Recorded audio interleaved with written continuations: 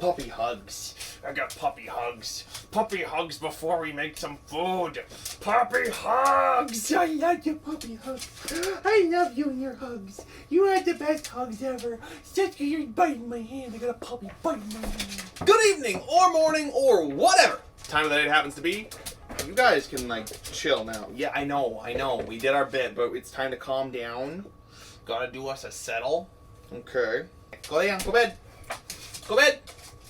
Midnight. Sit. Down. Poppy, go bed. Go to bed. I live in a zoo.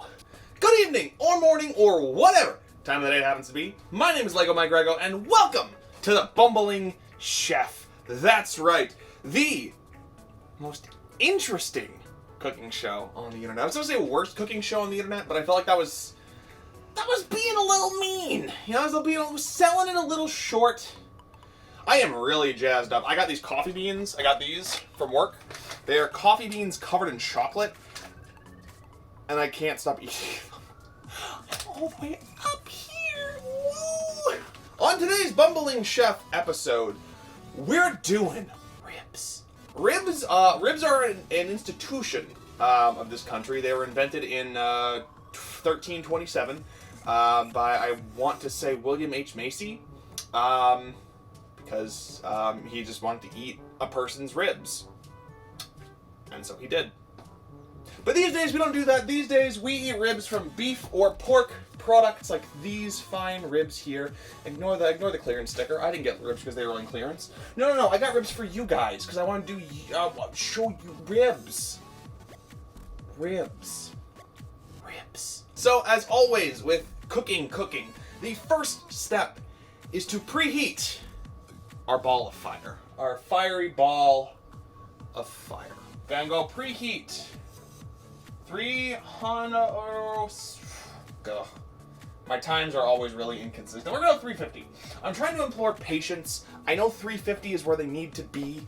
I always crank it up to 450 and try to, like, really get it in under an hour, but I need to learn patience. And of course, you can't have ribs without sides. Ribs are just fundamentally a side dish thing.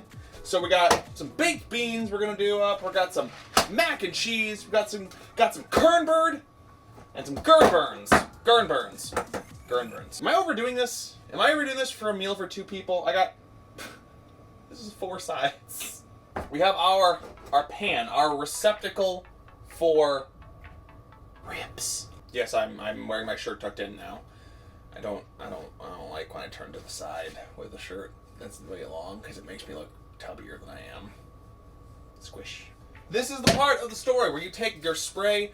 Don't get this one. This one doesn't work for no stick stuff. Okay, it's just for flavor, which it has none. Really, I'm just spraying it for a formality, kind of to show you what to do with like a canola oil or a vegetable oil or something like that. Just spray it on there all nice and neat to get it all sprayed. But not with this stuff. Don't get this. Don't get this pan butter spray. It is not what you think it is. It's a liar and a whore. So we're gonna depackage our little ribbies, and we're gonna season them, and then we're gonna eat them just raw like this. Just season them and eat them. It's gonna be great. Our ribs are in the pan. We got to get us some seasonings. We got our salt. Salt is kind of the most important one. I probably have touched on this before, but salt kind of is the most important thing when it comes to seasoning meat. Get open. Get open. Do it. Damn it. Why are you being difficult? It's giving me a hard time, and I don't like that. It's not just coming off in one nice even peel. Okay, so here we are. We're at the precipice of terror. This is where it'll go wrong for me. Work! It worked. I didn't break it. I broke it. I broke the salt. Why do I always do this? I always break the salt. And I don't know how, but I do. Okay, so we're just gonna... I lost the piece. I lost the fucking piece. It's in there now. It's never coming out. Okay, so carefully, if you have an completely open thing of salt, carefully but kind of liberally, just give it a little sprinkling of salt. That's a lot of salt. That's okay. That's better. I'm getting a better balance. Those first 2 ribs are just drenched in the stuff. Now we're gonna go with our garlic powder, our delicious garlic powder. Garlic powder. We got our lemon pepper. Gotta shake a little harder because this stuff wants to clump. Nothing new there though. Then we have not 1, but 2 nearly empty containers of mustard powder. Forgot to get mustard powder at the store, so this is just empty. This is all just for decoration, it looks like. Okay, that's got some juice left in it. Yeah, that's what we're talking about. That's got some powdery deliciousness. Chili powder is the next one to add. Chili powder. Be very delicate with the chili powder because it's so easy to overdo chili powder. Just put a little bit on the ribs. I spilled salt. Salt over the shoulder, pepper over the shoulder that counteracts spilling salt. Ow. Hey, Granny. When you spill salt, are you supposed to throw salt over your shoulder or pepper? Ah, okay, that's what it is. Thank you. So you're supposed to pick up the salt you spilled, which I'm lucky because I spilled it all in a pizza can because we made pizza for lunch. There we go. And then throw it over the left shoulder. That went in the ribs, didn't it? Wah, wah, wah, wah. Covering it all with everything again, doing the spicy song dance. Put those on the side, make some counter space right diggity there. Diggity there? What the fuck? Because then we're going to get a bowl. I could at any point in my life actually make barbecue sauce from scratch. I could do it. I could. It's not hard. I've read the steps. I've watched the videos on it. It's just like making mustards or like jams, which I also want to do. It's not hard, but I'm lazy, so for the sake of today's video, we're just going to mix a bunch of stuff together to make apple barbecue sauce. Now, apple barbecue sauce is something that I have been trying to tweak and perfect for a very long time.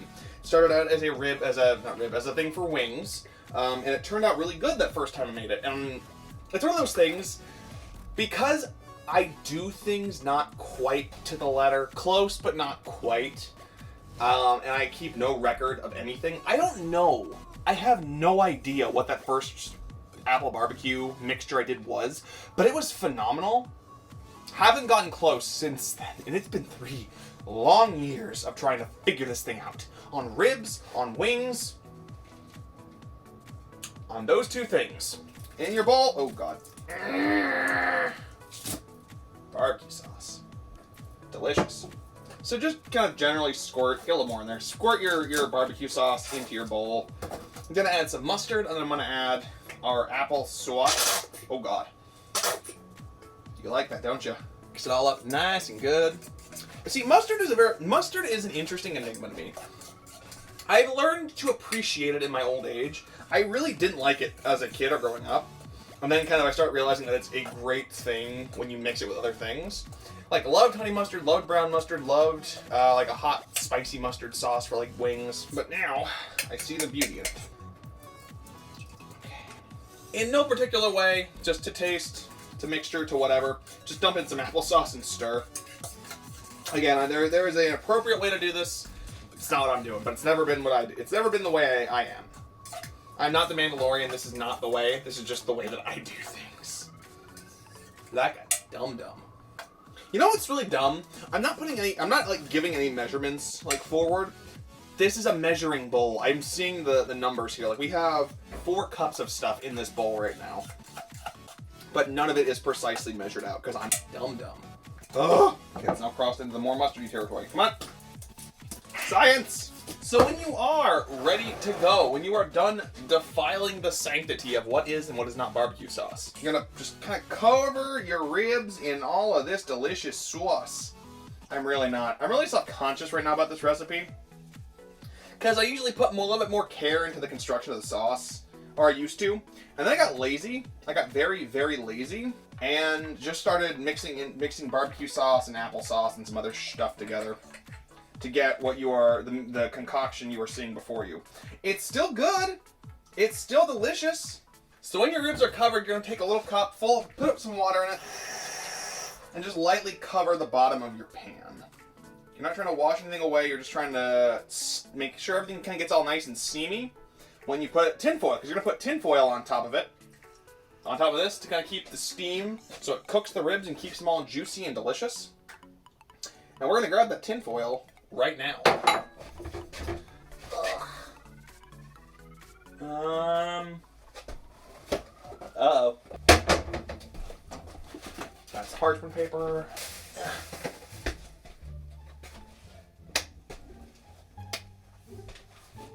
Hi. Seems that I have forgot the single most important detail in the history of Christmas. So I forgot the tinfoil. That's fun. That's okay. That's all fun and fine and good and dandy. You can still cook the ribs without the tinfoil on top. That's not a huge deal. But they aren't going to be as juicy as I'd like them to be. Or maybe they will. I actually don't know, because I've never forgotten the tinfoil before, you idiot! The single most important detail in the history of Christmas. Got your ribs. They're all doodadded up to the best of your ability because there's no tinfoil. It's fine. We move on. The show will go on. Well, we put our ribalicious ribs into the oven for 2 hours. So, at your hot, fiery ball of death, set a timer for 1 hour. Just one, though. 1 hour. You will check these ribs in an hour. You can also judge from that point if they need more than 2 hours time, less than 2 hours time. Just, again, figure it out as you go. That's what cooking is all about. This is easily the worst cooking show in the history of Christmas. We really can't work on our sides yet because there is so much time on the clock.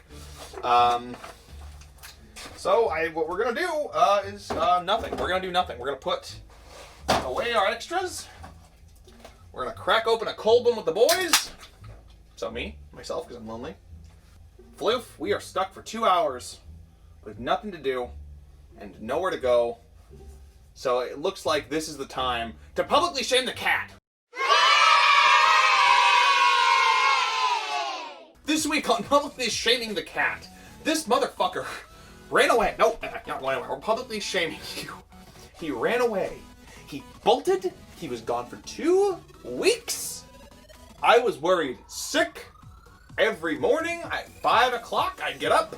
I would scour the complex, shaking the streets, calling him. Nothing. This jerk never left the complex. He was down the street under a shed. A shed I passed every day. Was gone 2 weeks. I gave up hope.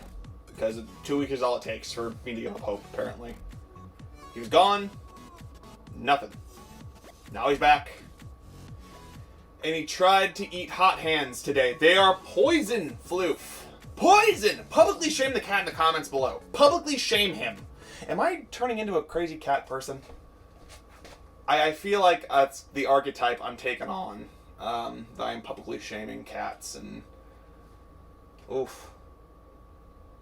Need to take some stock on my life. What is this show? So it's been an hour. And waiting for the final ding for the oven. My pot holders are all upstairs. Shit. 50 seconds to go. Can I make the mad dash for the pot holders and back in 50 seconds? You'll find out right now. Go! Ow! 15 seconds to spare. I am great! It's a machine that goes ding. Arrgh. Okay. Okay, yeah, that'll play. So as you can see here, our ribs are looking actually really, really good. They're very close to being done, I believe. Kind of take a look at them, flip them around. Might break them out of their barbecue sauce casing, but that's okay. Flip them with your lobster claws. These actually look pretty close to being done. Where's my knife? I'm gonna check one of these. Cut this one right open. We're gonna cut it. Cut it like it owes you money. Cut it like it insulted your sister, or your mom, or your aunt, whoever you like. Oh! Oh! Oh! Okay. So them sons of bitches are done. Look at that. That is a beautiful meaty color. That's a nice medium something or other. I don't know which, but yeah, that looks good to me. To everyone really. We all agree unanimously. That's good. So the incredible success of that, time-wise, leaves one issue. I have yet to prepare any sides because I thought I have another hour. Whoopsie doodle daisy. Speed round. Turn this on. Hot water on. Go. That helps things boil quicker. This is for beans. That will bake. Oh god, don't break everything. Don't break the ribs. Don't ruin the ribs now. That water is nice and warm. Fill up your mac and cheese pan with mac and cheese water. We are really not reinventing the wheel here at all. This is just straight up cooking. Where is... with your can opener, we're gonna open our can of baked beans. Do you think the Bush's baked beans dog is still alive? Cornbread in a medium pan. Is this medium or is this small? Whatever this is, small, medium, who cares? We're gonna take our incompetent Pam butter spray. Remember, Pam is incompetent. Use like a canola or a vegetable oil. Don't use Pam butter spray, because it's not what you think. It's not what you think at all. Open your Jiffy. Is it called Jiffy because it's ready in a Jiffy? Gotta turn the oven up to 400 degrees. 400! 400 is fundo, as the you suck at cooking guy would say. Just unleash it into a bowl. Just blindly pour your cornbread mix into a bowl. You don't need things. You just need measurements off the side, though. 1 egg and a 1/3 cup of milk. That's all you need. Crack me up a piece of that egg cat bar. Cat, paper egg. I gotta get a cup of milk. A cup for milk. No. Are you a half cup? You're a half cup. So half of this, just do a half cup. We're just gonna do a half cup. Just follow the recipe. I'm spilling everything everywhere because I am ready. Let's stir it up. Stir up our mixture of delicious cornbread. Sometimes I make pancakes out of it. Not in like a normal pancake kind of way, but in more of a I forgot about the cornbread to the last possible second. Kind of like the situation we're in now, but Grim wants cornbread, so I will use my mini pancake pan flipper. It's got little 4 like prongs on it, and I'll just dump some cornbread batter in there and make 4 pancakes. But Grim doesn't like those because they don't cook quite right all the time, and they don't get that crisp that cornbread gets in the oven. So we're not going to do that today. Instead, we're going to pour our cornbread mixture right into the pan. Pan. Oh god. There is so much stuff that is not coming off of the bottom and the sides. But fear not, citizen. For we have spatula. Baking spatula, to be precise. It's everyone's favorite friend. 15 to 20 minutes. In the oven. Making green beans. I use Pyrex because it's... This is how you do it. This is how you empty the green bean water if you are not smart and forgot the pan entirely. About 2 minutes on those. 2 minutes of the green beans in the microwave. Use Chef Mike. As Gordon Ramsay will always tell you to not do. But I'm going to do it. Fight me. You run a hole of a kitchen, yourself. No, okay? no. Off. Who the are you to turn around and tell me when you work like a pig? I can't take it. Once your water's at a simmer, you can add your macaroni. The macaroni usually only needs about 7 minutes. I don't know why I'm using voices. I'm trying to keep the energy up. Keep it up. I have an issue. I haven't had enough coffee beans. That's what it is. Just one more. Just one more of these chocolate-covered coffee beans. It's like a senzu bean. Like Goku. Gives me back power.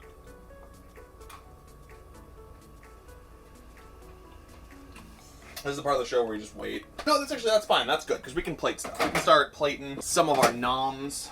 Where are my lobster claws at? We can put some green beans on our plates, on our plates. Oh, Josh, man. We'll plate our ribs. We'll plate our ribs now, because why not? The ribs are done. And I don't see a reason why to not plate the ribs. Put a rib there.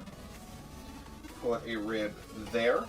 A rib will go right, I don't know, here. We'll put a rib here. And then we gotta put a rib here, and then I think we need to put a rib here. Just one rib. Just one rib. Just one. baked beans a la mode, which means with ribs. I forgot to salt the water. Salt your macaroni water. That's a lot of salt. But do it. Salt the macaroni water. And the cheese water. Salt that too. Our mac is done with noodles. Oh God. Gotta drain your noodly water. Floof, do not get hit with hot water or you will not be a happy cat. When you get your macaroni, you gotta make it cheesy. And the best way to do that, not like that, don't leave that. Pour the powder on top of the macaroni. Gotta do a dollop of daisy or butter, not daisy, butter. Or I can't believe it's not butter, but this is country crock, so it's butter. All right, little splash of milk. Don't do too much. You can always add more later if you don't have enough. Do not do too much though, otherwise you're dealing with macaroni soup, and nobody wants macaroni soup. I want macaroni soup, but I'm the weirdo. I acknowledge in this scenario, I'm the 1%, and I'm wrong for that. Stir it all up, nice and macaroni-like. Just plop down some macaroni. Just plop it down. Find a nice safe spot and just go to town. Let it rest. Let it relax. Okay, yes. Okay, that's great. A little more on Granny's plate. There we go. Oh, that's terrible. That's bad. That's bad. Our cornbread. Ooh, look at that. That's so... Don't use 2 pot holders. Do not tip it, because you will drop it and destroy the world. Looks can be deceiving. Looks can be deceiving. That's all I'll say. I don't have a metaphor or a simile or an ex-wife joke or a COVID joke. I think everything is okay. Came out clean. Poked it, came out clean. That's how you can tell if something's baked right. You poke it, comes out clean. That's how you know. Okay, you'll pop it right out. Oh, yeah. Okay. All right. I owe the people at Pam an apology. Those came out so pretty. Not a whole lot of mess, not a lot of fuss. I just thought cornbread comes on foof. Did I say cornbread comes? I think I did. My friends, careful, careful, careful. Who's hungry for some delicious ribs with delicious sides? One of which may be cold. We're not talking about the green beans, though. No one talks about the green beans, okay? You gotta have a vegetable. You might as well have green beans or corn. Corn would have done really well. Like cobbed corn. I should have done that. Now I really just don't want these green beans. This whole meal's ruined. Whole thing is ruined. Fuck!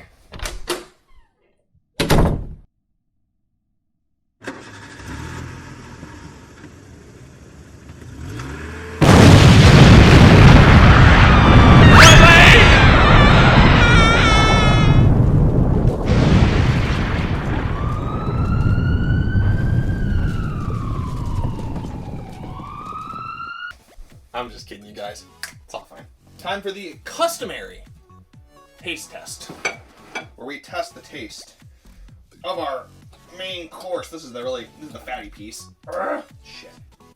Cut it out. There we go. Get a fork, please. I need to maintain some, semblance of professionalism, some illusion, some iota of professionalism. Really, anyone I've had over for food times, there is a chance I have directly licked the spoon that I've used to serve you. And that's how the sausage is made, guys. So let's try our rib. This little baby a ribby. Okay. Ooh. A lot of thoughts. A lot of mouth noises. But a lot of thoughts. So first and foremost, those are seasoned really well. The barbecue sauce just kind of, it's there, you can tell. I seasoned it very well. It was seasoned good. You can taste the seasoning on it, which is very rare, and it's good seasoning taste. So, A+ there. Where it fails, where these ribs fail, is in the execution of the lack of tinfoil. You fool! They're a little dry. I don't know if dry is the right word, but they're tough. It's tougher. It's dry. It's tougher. So, but all in all, not bad ribs. These are not bad ribs. I've already taste tested the sides 45 times. A little hot, but tasty. Sides are all good. That's really all you can say. When it comes down to it, that's all you can say. So that, my friends, is the Bumbling Chef Ribs episode. I got nothing. Very disorganized episode. This was not my best attempt at doing one of these episodes, if you know what I mean. Normally I go off some kind of recipe or I've done it enough times that I kind of have the mechanics down pat. It's been a long time since I made ribs. This is like the first time in probably 2 years. I remember the last time I made ribs. The last time I made ribs was Valentine's Day 2018. And I remember because baked beans, my can opener wasn't working, so I tried to lift the lid with my thumb, and I slit my thumb open, and I went right through the cartilage and right through the tissue and right to the bone. It was bad. We had to go to the hospital. I didn't have insurance, so they wouldn't give me stitches, so I had to get tape. Tape that kept busting open. Our medical care system sucks. I don't know if that's been established at all in like anywhere. Our medical system's bad. Just put that out there. Anyway, thank you very much. Hope you guys had as much fun joining me in my insanity as I had being insane. So thank you guys so much for watching this video. If you liked it, go ahead and give me a thumbs up in the button system clicky bar thing down there below. Leave a comment, subscribe to LegoMyGregO TV if you feel like it. You don't have to. Subscribe to channel or foof run away again. Not kidding. You do it or foof run. He will run farther than the shed down the street. I don't control him. What can I say? He has a mind of his own. And as always, guys, in conclusion, until next time, I've been LegoMyGregO. You have been awesome. And I'll see you later. Bye-bye.